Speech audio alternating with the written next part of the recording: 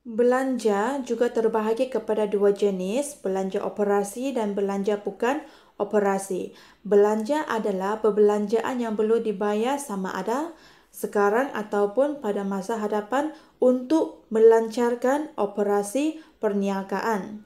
Sebagai contoh dalam buku teks, perniagaan pasaraya. Jika tiada belanja untuk membayar penggunaan elektrik, maka perniagaan sukar dijalankan dengan lancar kerana suasana tidak selesa, gelap dan panas.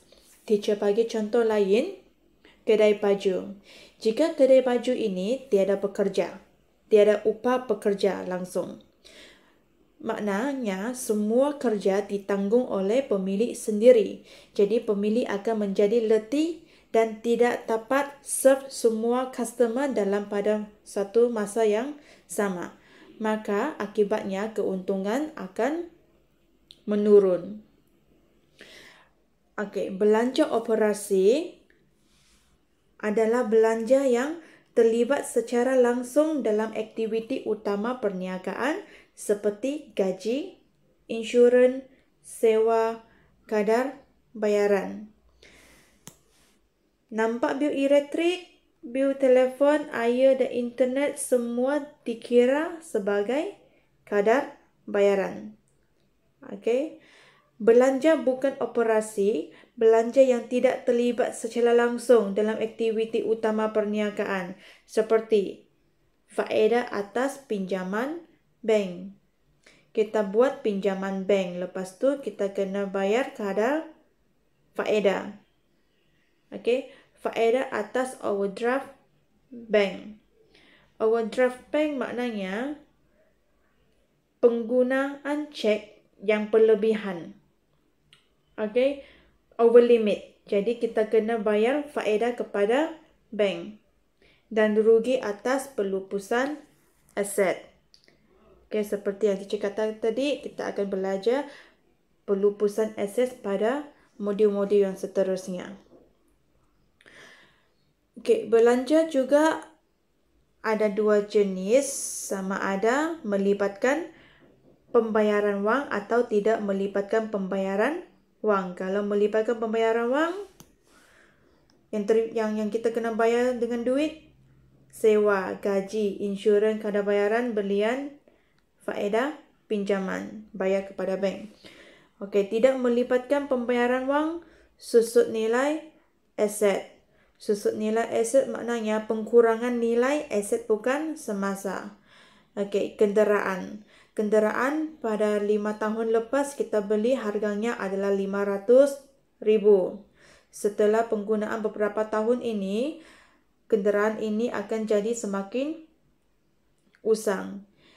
Okey, nilainya akan jatuh dari tahun ke tahun. Jadi nilai yang jatuh tu dikira sebagai susut nilai. Hutang lapuk. Hutang lapuk adalah hutang yang betul-betul tidak dapat dikutip daripada pelanggan. Mungkin pelanggan itu sudah diisytiharkan muflis ataupun sudah lari diri ataupun meninggal dunia. Beza dengan hutang ragu tadi ya. Hutang ragu adalah anggaran sahaja. Kita cuma buat anggaran yang tidak dapat bayar. Kalau hutang lapuk betul-betul tidak dapat kutip balik. Okey. Pengwujudan atau pertambahan peruntukan hutang ragu. Seterusnya kita akan lihat item setiap komponen dalam penyata kedudukan kewangan. Terbahagi kepada 3 skop yang besar iaitu aset, liability dan equity pemilik. Aset ialah harta yang dimiliki oleh perniagaan untuk menjana hasil. Sebelum ini kita sudah belajar ada dua jenis aset iaitu aset bukan semasa dan aset semasa. Aset yang digunakan dalam perniagaan boleh berbentuk fizikal ataupun tidak berbentuk fizikal. Okey, berbentuk fizikal maknanya kita nampak barang itu. Okey, yang pertama perabot. Perabot adalah aset bukan semasa. Okey. Inventory adalah aset semasa. Kelengkapan aset bukan semasa. Kelengkapan ini bermaksud aset yang digunakan untuk melengkapkan kedai kita. Contohnya aircon. Okey, tingkap. Contohnya lah. Okey, tidak berbentuk fizikal. Eka belum terima aset semasa. Faedah simpanan belum diterima juga dalam aset semasa. Okey, maknanya yang ini kita tidak nampak secara fizikal. Kita lihat ciri-ciri aset bukan semasa. Yang pertama, tahan lama. Yang kedua, digunakan melebihi 1 tahun. Yang ketiga, tahap kecairan yang rendah. Tahap kecairan yang rendah bermaksud tukar menjadi wang tunai. Okay. Sebagai contoh, premis, bangunan kedai, gudang, kenderaan, kelengkapan, aircon, peti sejuk, kipas, alatan pejabat, komputer, mesin cetak, pengimbas kod bar dan perabot, rak pameran, meja, kaunter, kabinet.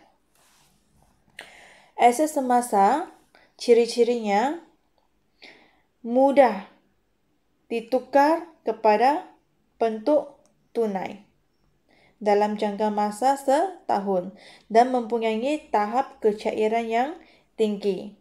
Sebagai contoh, inventory, barang niaga. Inventory maksudnya stok barang niaga. Akaun belum terima, pelanggan yang hutang kepada kita. Tunai di tangan, tunai di dalam perniagaan, dalam laci kedai. Deposit tetap, duit yang letak di dalam bank. Okey, simpanan tetap. Okey, deposit kadar bayaran belaburan dan tunai di bank. Nampak liability terus terbayang dalam otak kita adalah hutang. Hutang perniagaan kepada pihak luar yang perlu dijelaskan. Dengan kata lain, liability ialah tuntutan pihak luar terhadap aset perniagaan.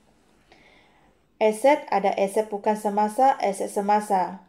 Kalau kita tidak boleh bayar dalam bentuk wang, sama ada kita guna tunai dalam perniagaan ataupun ambil duit dari bank, maknanya kita terpaksalah menjual aset bukan semasa untuk bayar balik hutang kepada pembekal.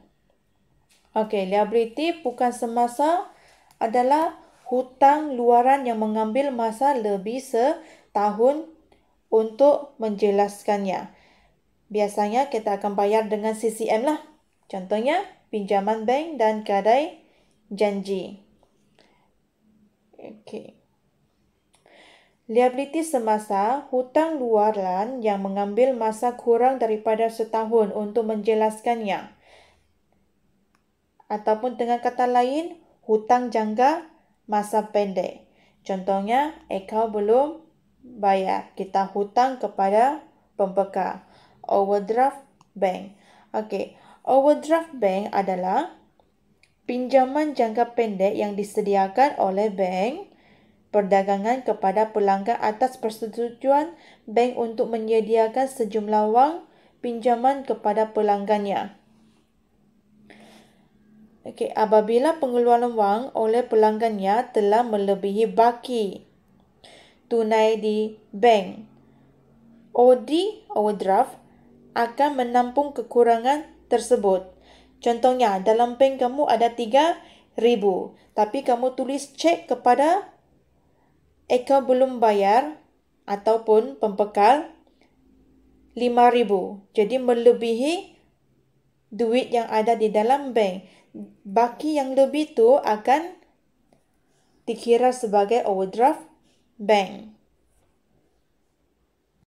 Ekuiti pemilik adalah komponen yang merekod segala urusan yang berkaitan dengan pemilik sendiri. Okey.